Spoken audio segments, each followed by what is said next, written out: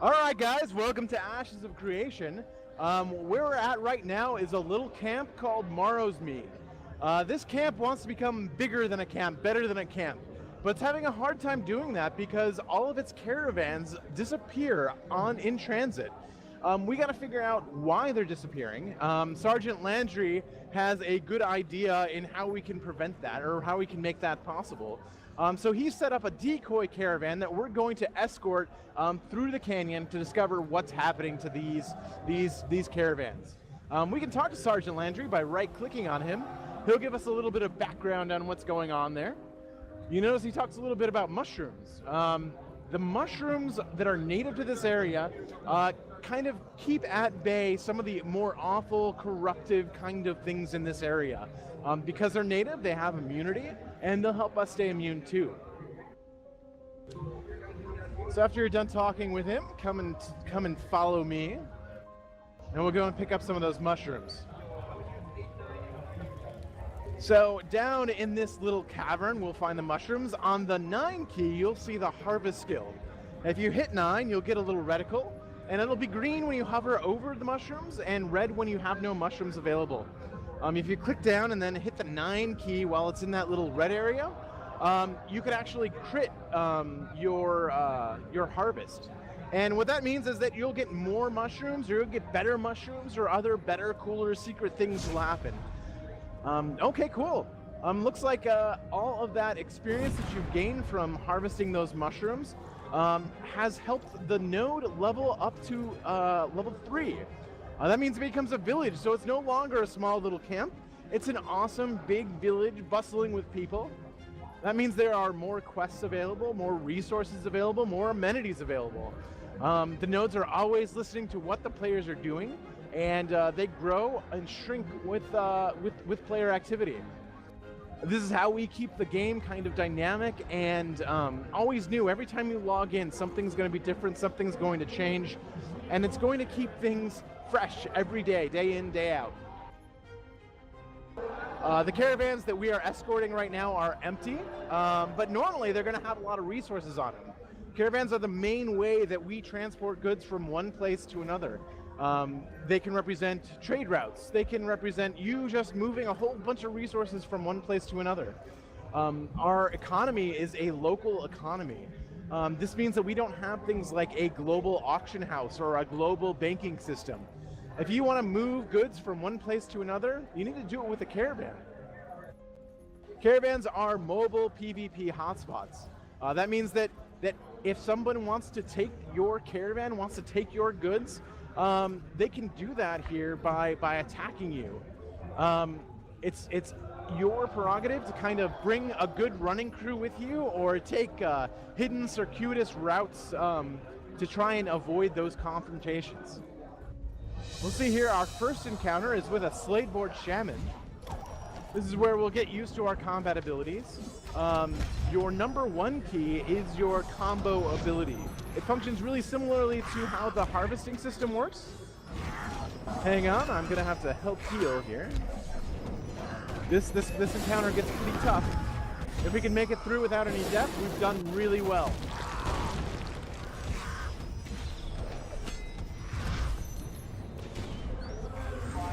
Now, as you use your combo abilities, you'll be building a resource called Focus.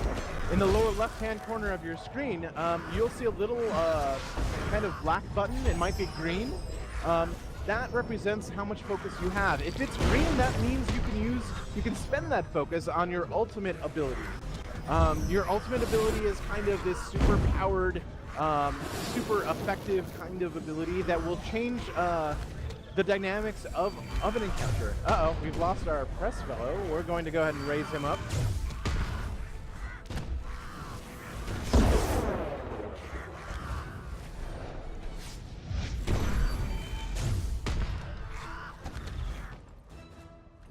We've lost both of our tanks. I'm trying to bring them back as soon as possible.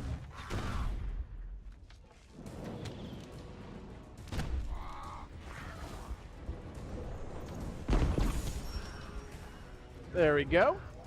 And it looks like everybody's cleaned up things nicely. So here we have two options. We can go forward or we can go left. Ranger, if you take a look at your number 8 key, you'll see that it's labeled track. This ability will reveal tracks that are around here. We might be able to follow the Sladeborn wherever they are if you use that ability. We're looking around. I see some tracks over here to our left. So it looks like the Sladeborn footprints lead into the canyon. This is kind of an example of how we want to use the environment as a character. We want to use the environment to help tell stories. We don't want it to be just kind of a background noise. We want it to be something that is meaningful and that has secrets to reveal. Every class has these utility abilities, and every class uses their utility abilities in different ways. The Ranger is focused on being outdoors. They are good survivors, and so they track. Our other classes will have examples of their abilities further on down the road.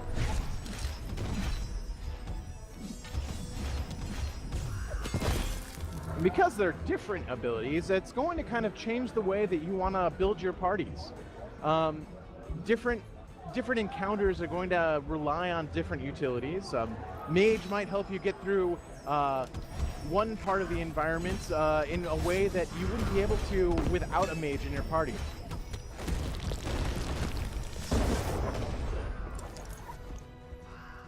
Well done, we're cleaning up these guys well. We've got another fork in the road, so if the Ranger wants to use his track ability again, we might get some indication on where we need to go. And it looks like down the hill. The Ranger is on top of things today.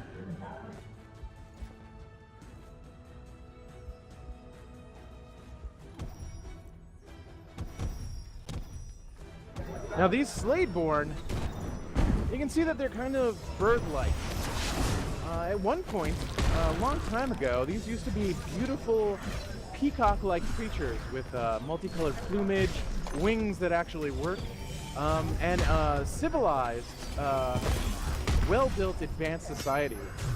Something happened to them to cause this weird, twisted corruption of their initial beauty, and maybe we'll be able to figure out what that is.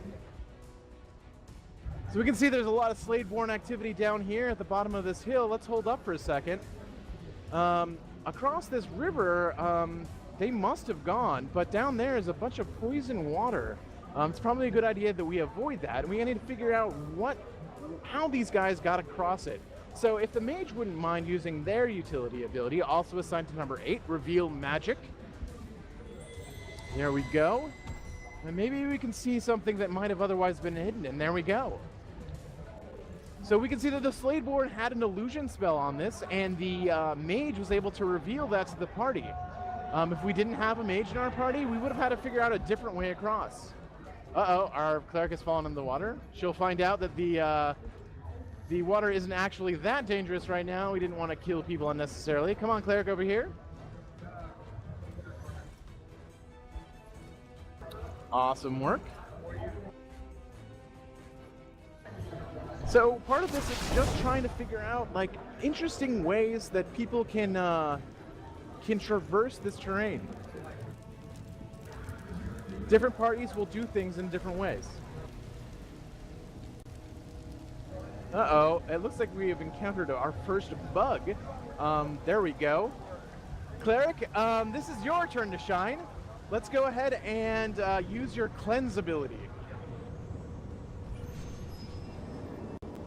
Now, without that, we'd have to figure out some other way of surviving that toxic cloud, but thankfully we had a cleric in the party, and they could cleanse it.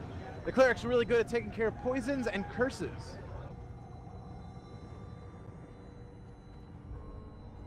And if we continue on and hold up right here, the tank has an ability called Perception on their number 8 key. If they want to use that right now, we'll see that at the bottom of these waterfalls over here, there's kind of like a bright shining circle.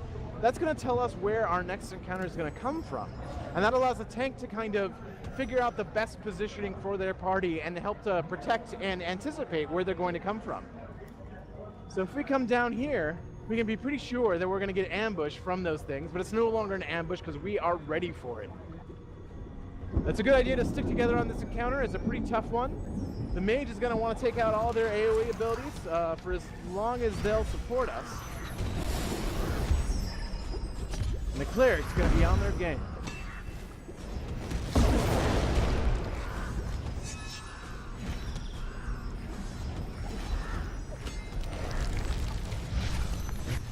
Here comes even more of them.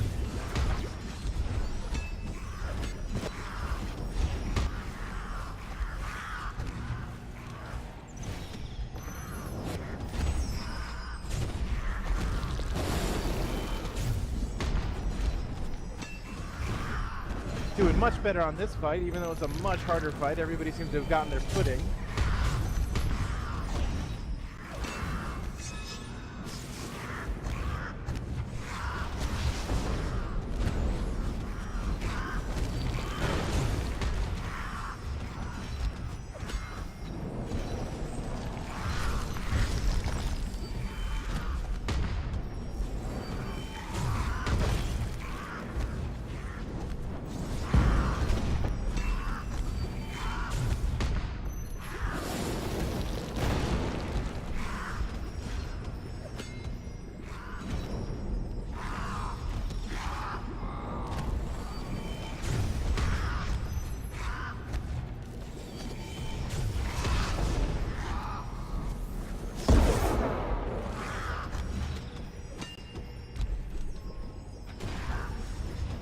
Awesome work, everybody. That encounter kills more people than I can count. And we did it without a scratch, so well done. Let's finish healing up here.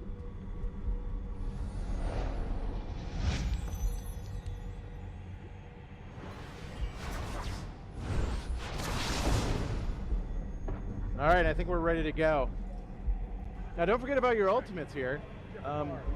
I am on the case.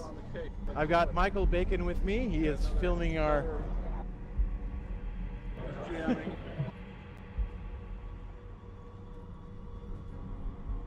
We are continuing deeper and deeper into this volcano.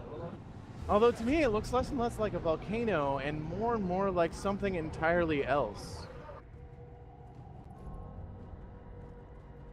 And that looks ominous to me.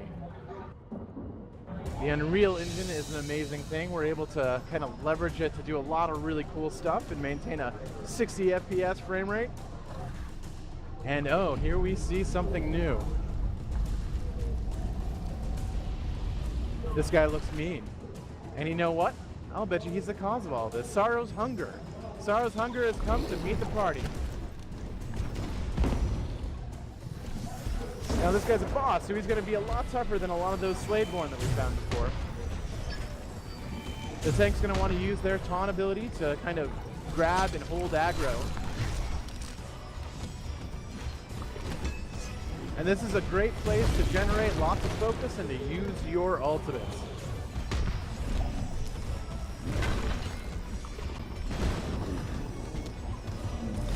This guy has a really nasty breath attack.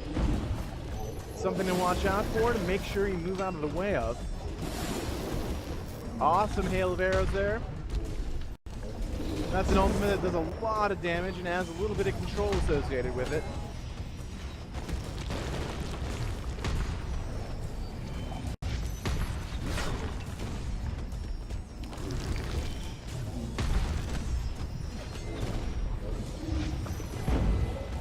Doing well, guys. We're down about 40%.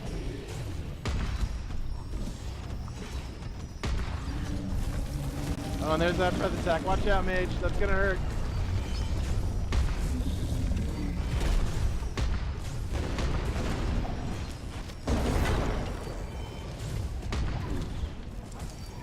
Tank is back to fight. Where is this guy going? Now he's going to use his ultimate. I mean, things are going to get pretty mean real quick. One of the tanks are going to want to pull this guy out of the smoke because he has increased evasion while he's in it. And we'll all be taking damage. Awesome work getting out of the breath press.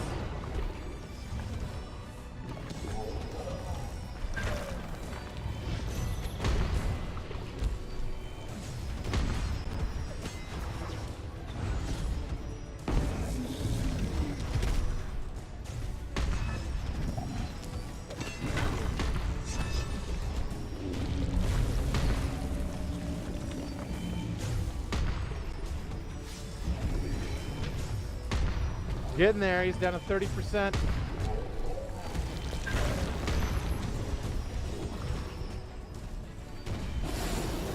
And he's gonna use his ultimate again. Let's get him out of that cloud real quick. Awesome work, Press.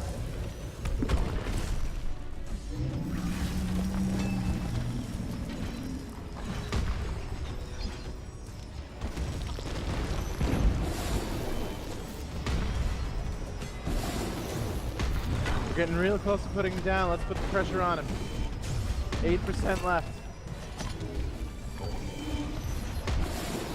Oh, and yet another ultimate.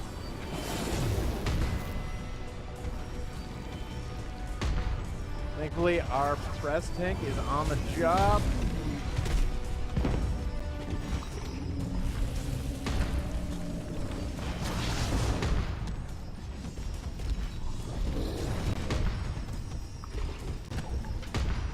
Just a little bit more. There he goes.